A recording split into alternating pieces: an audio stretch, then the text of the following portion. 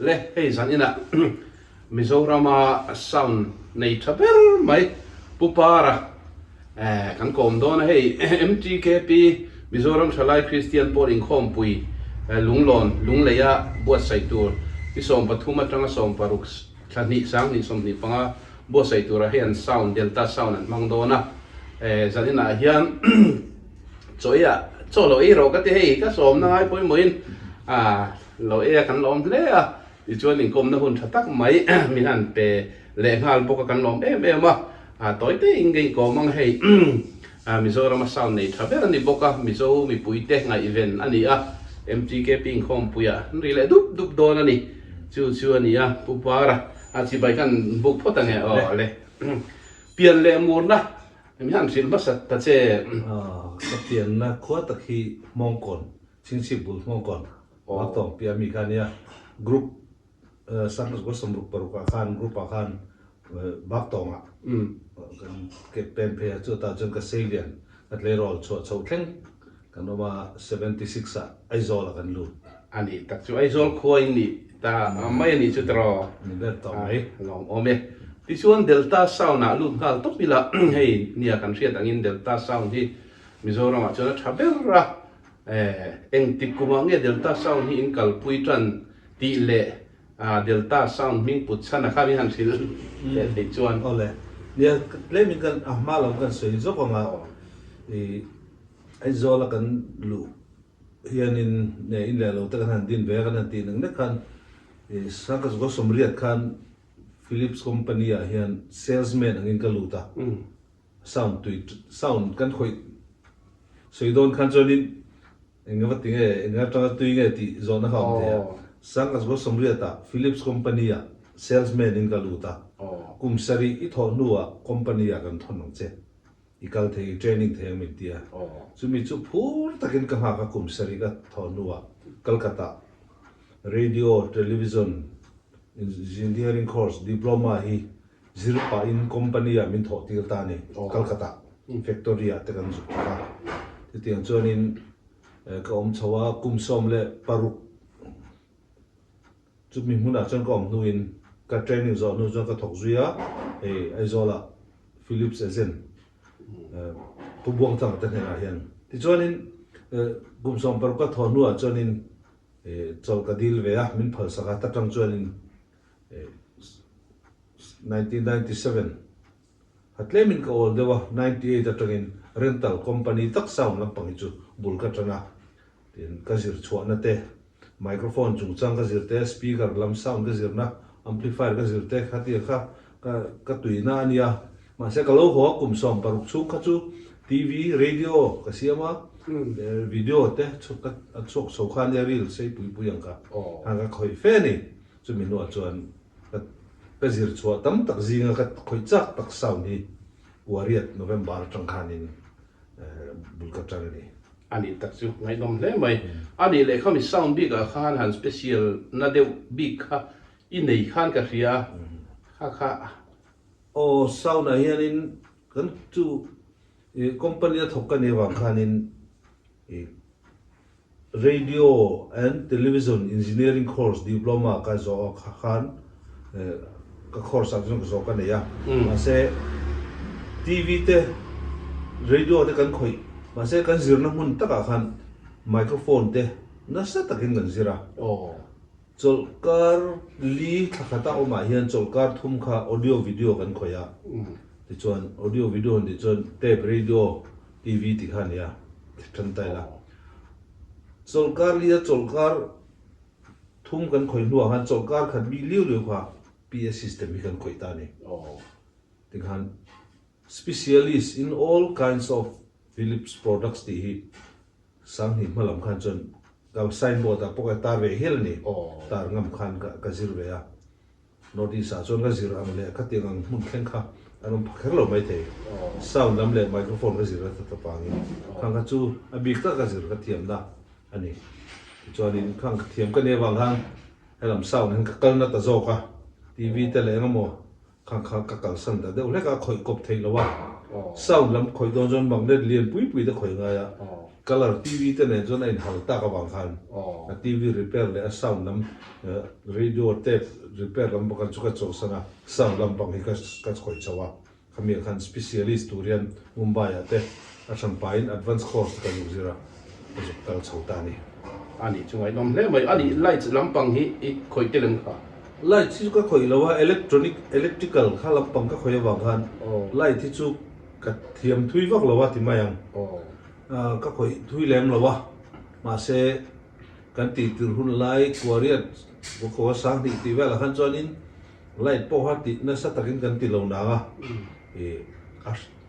a set silong pa ngai tok khan chonin ka khoi ve chawa tun nuwa light moi tak kon sa vela de chuai ang a hian chonin ka thiam ang kha a thui vak lawa tin ka khoi zui kop thei lawa ka fa de min ron chun zom sak thei to ka ya thiam to wangin training ka training tira Mumbai ate light lampang hen jong ka kal thui vak lo ani tak chu ti chu fa te i soita ka chuan i fa te hi sound lo hen engi thlen pui heng zat nge fai nei tiang kha mian fi le ta che lo na le fa hi patianin pali papa pali le panu pakhat min pe a chonin kan nu pa hian ti hian dor te kan en kola kan ti chawa chu kwa hian kan ti ber chu dun main cable TV chu lai khan bulchan ko ni vela CNN chau kan semai tama ye bulchan chowen kan oma chu ko hen kan khoya kan fa te chung ko ti tia kan ze tamber chu ko tiang lampang cable TV lam te ni lo sound te microphone te radio ti te tape ko te ni tam wang hen kan fa te hian chung ko ti tia khami buru kan chen na sat wang nge ni an tui chho ve ta khop maya han khoi neu te le nga mo hian an sat ve khop maya ti khanin kan fa pau ber fa pali ga ne mi pa pathum an nia a me chia pakhat ate bera hian nia a uber hi BTech azir zawa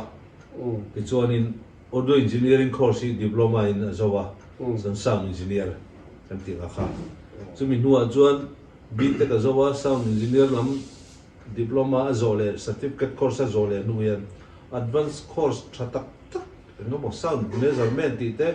tiang thil tam tak hi certificate course hi azir zo ve le a uber hi tuna po karin rol ber sound lama chon ani ti chon announce chi hi ni chena ni zo nam sa han light lampang zir tu hen Mumbai a kal le ta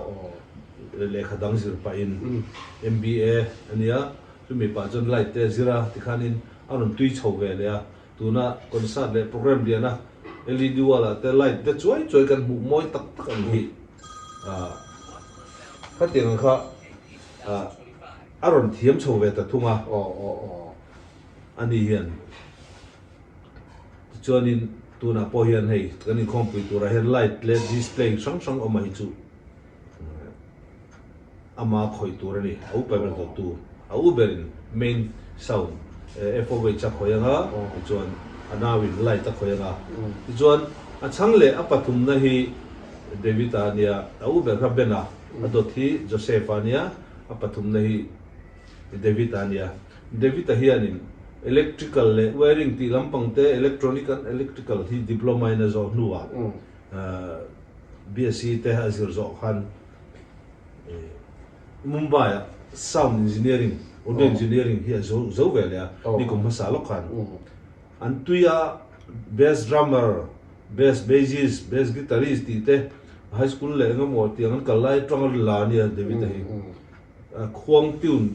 thei kan program sang point a khuang David an khuang a tune don an ti hel papa drums lama tuini tuna hen monitor engineering tunin khompui bi ka po hian a monitor engineering a khoi dona digital mixer vek kan khoi to wang hen ka ti advanced tak khanan khoya tu zon unau thumin ania kan soitel le du chu an pali na kan nula judi lom sangin ne sangte kan tia ani po hi an thal tel ve ze la u te hian lai ta khoi theya sound na khoi theya tu tuma po hian music track play tour sound track kan ti mai kha ka tiang play tour a khan a khai nu tour ni a khai pa tour ni ka tiang unau li hian kan ruaya kan technician tha tak dang te ben chu kan in thun zom dan ani ke hi chu advisor ni to mai technical advisor in ko ma chu lai chu ni lo de chu lai chu ni de tia soi sian tu lai bulletin pui tu le au ap turin ko me de chau to ni ani tak chu lo mom le mai chuan hei ni em in sound hi aturu em maya Mizoram hei nia light wat te hi sang lova Mizoram light kan han chit helaya pot ther le engam kan chit kian zo lo ni in alanga in sound mana hi wat zat te le khatianga kha ni han sil le thei chuan lo mom view bang wat thi ni a soi ol sam zong chuan in light a hian in generator liana chuan 6 atlembera 63 kilowatt kan nei generator hi oma wat singruk le samthum vel anga mo lo ni ta se wat sing li singa vel lo ta langa ma chu tiang tok vel chu light a hian kan chi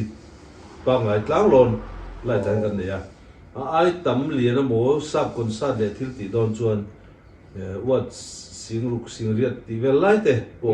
dai tu rian light chu kan nei ma se tu na kan power nei ta na chuan singruk le samthum 63 kVA ang hian min la chom zo tok pa nga ya sound la ma hian chuan in wat singriat atang noi khat le sing hi sanga 125 kVA te sang bera ni se aniam bera 82 kVA 83 kVA chin hian min la chom tok theya chu tiang chu tu na po lunglong na hian in MTKP a hian 83 kVA nge ni tu na lo tlang ni 100 kVA nge chu tiang vel chu kan a chom tok tu chu e kan not keng ani chu wat sing sari sing riat vel sau na hian kan nei ma se khang kha concert pui bur le no moni lo wang pat pan dal chung te nia upalam ta na lo tok tu ra pek chungai ma se a volume full bi pelo mai la a set up kha kim changin smooth tak ngai thang nuam tak tu chuan kha tiang zat wat tho ka kan ken nga ya chu tiang vel chu awa ta chuan kan man da ni ani tak chu ani le hei in sound man hian min generator silsa rami chuti khati ho ni ro seti hian ni fo maya generator lian hi Mizoram hian kan nei lo nge helai tak hian soi fiat te nia chu kan boi fo na thina nia kan nei lo ti kha san no sam tak pa ngai nia mi mal te le hotel ta te chuan in 80 85 ti 100 125 500 te po nei no mani 250 te ma se tianga ho kuala ti tur tak hian amishing claim na chu Mizoram population ha chuan rental a hian 63.8 pa kan lom lo wa ho thei tur hian lo thei lovin kan ma mo na wang 63 chu kan kol ve a dana te chu nei la chuan tu na hian kan man ro nei dana ma chuan in total kan nga ya 83 mo 100 125 tal hi chu nei kan ngai to ma se kan la nei lo wang hian tu na po lai ta tan kan in total la sound ta ni chuan sil sar lam mi tu na po hian 1109 ni no phur chau roi ai kan mang do na chu 83 kVA tanga 100 kVA ti vel ka mo ngoi alo thei lo khopin kan set up hi chu akal to ni chu mi om sia chu ada na hunin nei lo wang ni ber mai ya ada na mun chu nei la chuan in ku da ma mo motor fit top pang te khwan phai chu nei ma ya asok le le na ni mo tata 1109 na an fix ma ya load le unload ngai lovin motor na tlan pui mai thei generator van ang te an nei to ta ni phai chuan kan zu mang mai thin khating ha mun le nga mo he la ya ai zo la dai pon ve lo va pa ka ven ngai ang tur khan ala hal tak deu wangin kan la nei lo wa ma mo tak kan ni to a kha wang khanin program lian kan nei hemi season lai October November chawatanga tun January February March ti chawvel anga hin jonin ko chop mai Thnom state vel atanga ko chua chau mai hi kan tan chuan ala ol sama a sen so chu hau tak ma se kan len ko ram ani ani tak chu ani le tu na lunglona MTKP khom pui na tur hian hei Mizo ten ngan ria thiam thei zongin truck tip engzak nge in sound hi lo phur tia kha generator chu motor pani na phur ta phot maya chu kan bung ron kem sim hi trắc chip thum ế trắc chip thum mania ừ ban dal te po so lian na kanan rem a kan rem zo ve mai trắc chip thum chu kan bur nei zong zong anga chuan mun liet thena mun thum kan non keng ang vel ni trắc chip thum ba so ế mun khat velang chi khoya mo van pa hola kon sa tiang chi na tham turang vel chu kan non keng chu ha hian hian in kol tir kan tia kan nei chu mi khami han ti po yang am lo wa chiat na bera po patia din ngai dam se a zan khata i mo kang mai ate boral mai thei ti thilamia kan ta kan nei ti ang po yang kan sengam lo lal pa min kol ti te kan tiang zong he kan tia chu tiang truck trim thum trip level ang chu kan nei ve a tu na hian truck kit thumin kan ni trip he ni ani tak chu motor panga kan kenga lian na motor panga trip ne ani tak chu alom ome ani le he Mizoram chunga hian mun engza ta nge lian tham tewa yan in set up to ti le Mizoram pona eng concert lian thama nge in wa cho to ti kha ang mi puin an thasa na ne Mizoram chunga an chuanin kan ti tir kuariat ko chho tang khanin lamwala chapchar ku le hemi function lian festival music festival transfer ku kan tiang chi hi chu a rei to a kum tin deuh thohen kan ku ta chawang khan ni deuh maya wai me conference ti te kan ti chho chara KTP general conference ti te sang ni chawa sang ni parukhen MTKP tum thum kalo set to aliana jon khang kha thil lian tak chu lamwala te hemi world record chero lamwala kan ti tumang te ka ting lian tak ang kha chu chial tham fe chu an lian ti ma yang ol samjong in ka ting kha kan ku ta hian pathian in tho tir ve thina state pona hian chuan in ahla zonga chuan India rama chuan India pan chak bi ka chuan in kan kal kim khat bia wa ma chak state pasari seven sister anga chuan gawati kho chu ngo kan la set lawa kan bo rock te min ron bia khun te in nan lo wangin Agartala Tripura hin kan le set lo boka wei ni wei thum hi min ron ko thon to kan man lo wangin chu ti lo jan India ma chak chu kan set kim to state ta chuan ti chuan state pona chuan Maharashtra thain kan set thla to Rampona chuan in kan man duwa Brian Adam concert kha sang ni so pani vel ni mo an nei to an football stadium a khian chuan polo ground Shillong a khon Shillong lam hi sap ben tha tak cha chuan chinga voi sari chuang zet zot chu international concert thi kan zu nei to chuan Billy Graham ministry zinga mi an member Rasta pakha Shillong a khon Presbyterian Pokshe Presbyterian Koshan Somvel in Telkom khan an cha chu tum khan polo ground na kan set to chuan Scorpion tu ran nei khan Shillong a kan set to chuan Mr Big ti te Ben som chuang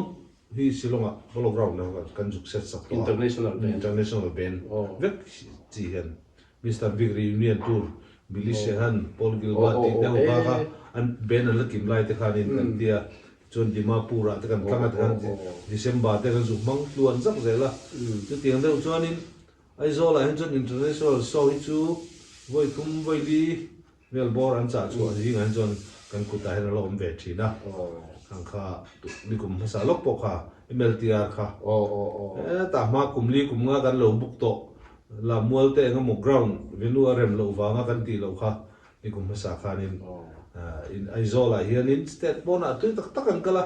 kan set puitling hi nei ve ti ve thei ni seo kan ti kan lo dream kha la MLTR concert kan ne ya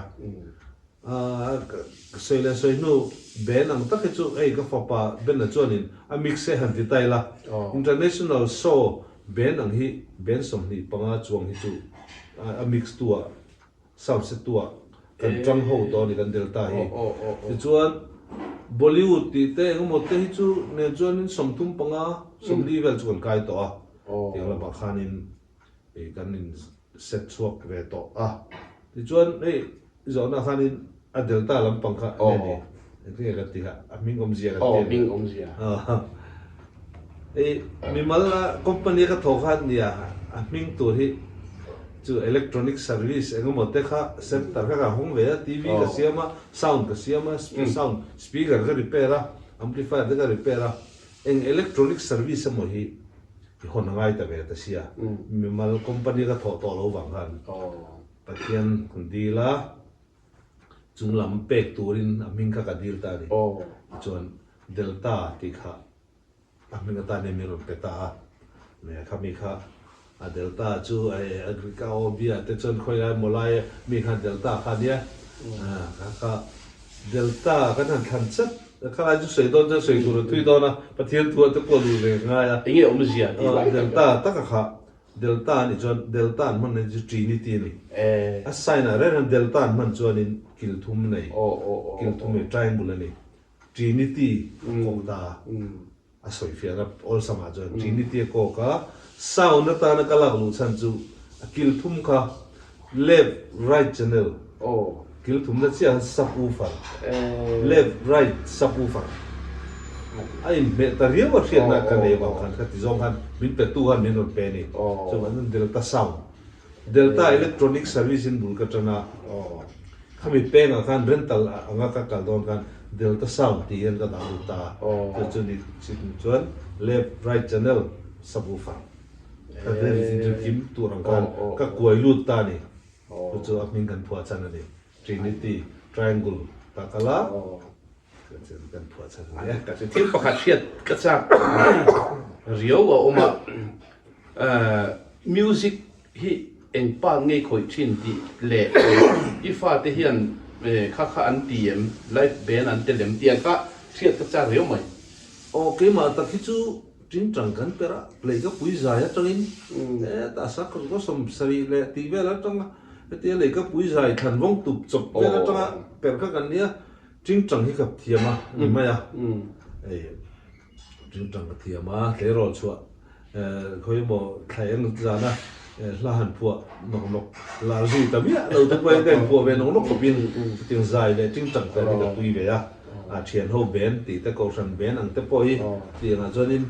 không mình không bây giờ tôi cho nên dây về lốp lốp chú bác chú cả cala là ba chuan totoro làm bằng cái cả cala all samsung in Chennai khen con totoro band party salvation na ya chuan cả salvation in đi mo salvation na ya chuan khang khan hey to next song fa mai lo devin star notation ta khen hian ti khan min lang ka ya sound lam pang ka tui le zual na tur khan tiếng hi mo ya chuan ani cái mà bị cả chuan những mà có khởi duy to lem lo na te kan thong ai wang yan chung kat nu pui fan out te ne ya chung ko kan am ton lu ya chuan kala ma han ka kala ti chuan ka fa te chu a uber ben a poi to toro ta ha ma trian ho ben te pon ne ya anau chi joseph poi ting tang lama tu ya to toro ta staff invitation ti ma david hi chu ti khana kala music khi a khoi chikim en kim hi a play thei deu mai one man band ti deu to david te hioma anau sang te hi chu piano hi course engmo chen hi level engmo za thleng hian biakin a hroi thei ko piano lam le engmo hi thiama zai thei boka zai lama jon an kal thu wak rem lo anu ber hi an chuna niang anu hi nu la la ya sang bana college velan kalai ko solo na thằng sân biên riêng rồi thì cái hôm này na giải na hôm nay thì siết rắc rắc riêng mình ha anh nuôi đi ăn xuống anh đi ăn music làm ăn cả la thì ăn xuống cuối là cái giải hồ đua giờ mày xuống cái com tới coi quang nè keyboard nè chính trăng nè cái chỉ kim hiền xuống cái com cái này bây giờ anh tùy tàng anh đi thiếu bạc hạt top làm này đó đi là hey nia function liền á in han in set up ba ka hian biak in le engemo pole hole tan hian khami sound install kha in ti thin ni in alanga khalai kha han soi fia deu tia midang tan po ma som na lo ni theina ani te sein soi cha om tak tak kala kan oma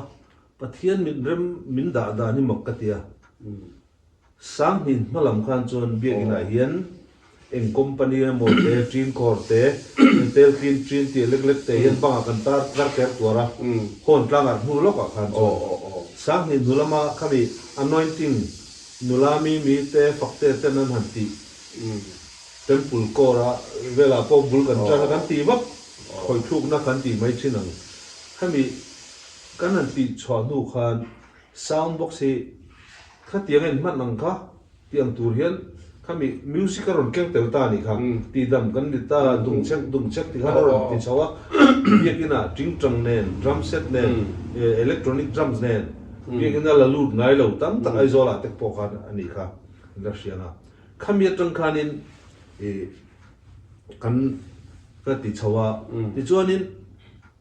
order kha tam ta kan siam chau chara chanin ti hian kan tui chawa biak in ta kan khoina sa tuna pen biak in installation hi vai mo za hi khoi biak in thatak taka te sei tham ve hi en kol zui ngai en kol pui kan la ne ya tuna pokan khoi me ka chu kan fa te hian a measurement a khok lo te design te ceiling a po ceiling an siam ve an siam mampur mai ti ngot lo dewa sound chu noi som ni kha noi som linga noi zaman po lo le don se khamila kha ka ho hian kan pa fa zain mi biak in kan design puya ceiling kha i kan ron khoi don ya kan ti lo ceiling in khoi don chuan kan ron en puya cheu a chan chu sound kha a finishing na tan a mor bok tu ang in mang don sia chu khoi turin min thlang si ni chuan ceiling a tangin thu kan hom le chuatin chun don atangin kan te kan tia kan ole sound in khoi don na entin ceiling chu biakin a khol lo turin kan min rona an biakin sang sak chuat chun don bang an siam don ceiling an siam don thlengin kan vai in rol puya an ma ni ko phranin a mo mi thiam an nei anga ko chuan atia kan en pui thina ti chuan sound fu tak turin kan design puya khatiang kha kan kal dan ani kan pa khaza kan chung ko hian a bora cha pol do pol no ma sound treatment lo pe thiam pol no ma khok lo tur lo vel pol no ma ta chuan in sound nge peng budget nge nei noi som ni khat nge noi som noi lam nge mi zaruk leng nge mi zanga leng nge mi sang khat chung lam leng nge an nei ang kha kan va en zata ceiling an siam ma te kha athale zwala tenga khanin kan va design puya chen sound kan fit sak thina ni sound box an khanga microphone an thlan dikanga ya mixer an thlan dikanga ya shui an thlan dikanga ya electric wiring shui ta nena sound speaker wer kaltir mai an te ni to lo tun lai chonin a bi ka siam te ka kan va design sak klapa kan vil zui thina kan va set mai ni lo hian training kan pe a khom pui voi ni khat an nei don te hi kan va vil pui thap chu te kop chonin sound lama chonin service cái này ai trả po nó mấy thế cả sao lo mà sẽ ắt hầm ber gì cái mi chuan niang khát tiền installation à chuan rồi ram dung lại vào cái phép chuộc về đi chu à tôm nan isoi re em cả cái là va is in sound này giống cái exam mình nghe ni yang a verin tia kha a thalai nan riat cha karinga chu han soi ta la chuan chu ba ka soi bel du in ei chuan chu top nan mang te la tha nge ani chu ani ei kum som kalta khanin sarkar department lam hian min ron zot to a exam ni sam hian tia nuai zani man vele chu ni to mangi o ti kha kan ngai to chu min nuwa jon kum li kum nga dana ti kan ti zela tu na jon nuai za thum nuai zali man vele chu rentala hian kan invest to an va ho som ve an ti mai hian o paisa chu kan nga lawa bu ro khan nga ni kan ti do to ve a hian min kol tir ani chu khatiang khanin nuai za thum zali in kar chu tu na jon kan nei tong in bong roman hi chu ei khoi mo kan thil dang access kan nei ang chi motor ti te mo tiam lovin rental big sim kan nei ang hi microphone to kan po noi ka sing man ni man te ni ka pali pari ta lo nei ma yang ga ni kan jon ato ma ko mai chung wa chu kan nei dan ni ani tak chu enge mo han soi bel tur in này mà top nan hay đấy yeah này chú cái này chú tiếng sound cần tuy à cần chịu ta sa tiếng đều là cái này sound lắm cần tuy thì về tấm tắc tế bộ hay là tàu tế bộ anh lâu về to mà sẽ cần đăng lầm này sổ hi ngay chỉ na mi trục lâu cần này mấy thì mà sẽ cần trục lâu tất cả những nghe cả sẽ là mà sẽ India ram anga po hian